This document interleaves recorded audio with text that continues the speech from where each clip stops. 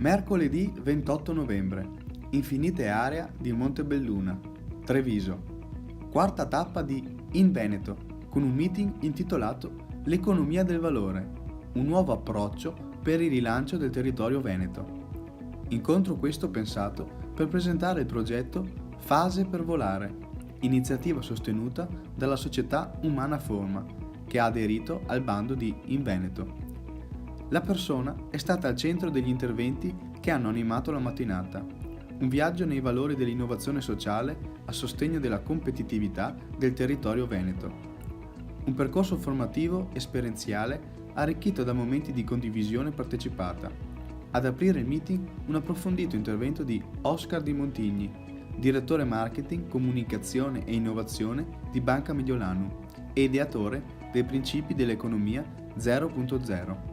La mia è una provocazione, da uomo di marketing, di comunicazione, ovviamente come ormai tutti ho intercettato questo flusso che ci costringe a cercare di essere tutti 2, 3, 4.0 qualche cosa. Non c'è più un convegno di natura industriale che non parli di industria 4.0, non c'è più un professionista o un'impresa che non si autodefinisca almeno 2.0, no? Che cos'è tutto questo? Io non lo so, mi sembra una cosa diciamo simpatica per non essere scortese, mi sembra una cosa anche di pura tendenza.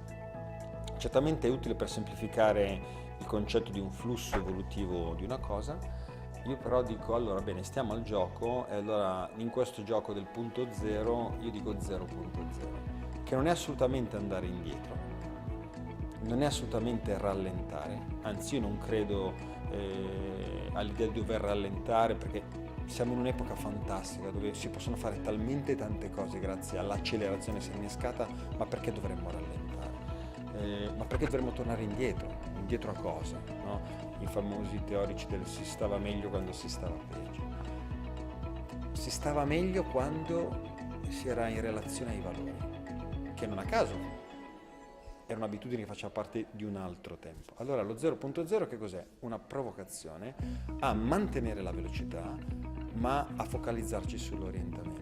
Secondo me l'orientamento finale che ci deve guidare costantemente è appunto un valore universale. Quindi veloci, profondi, intensi, ma orientati al bene del tutto.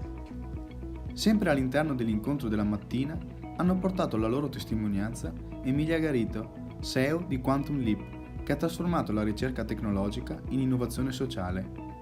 Raluca Andrea Artea, un artista che ha ideato Good Feelings, una filosofia che indagando la natura interiore delle persone individua i colori preferiti dei soggetti secondo le emozioni.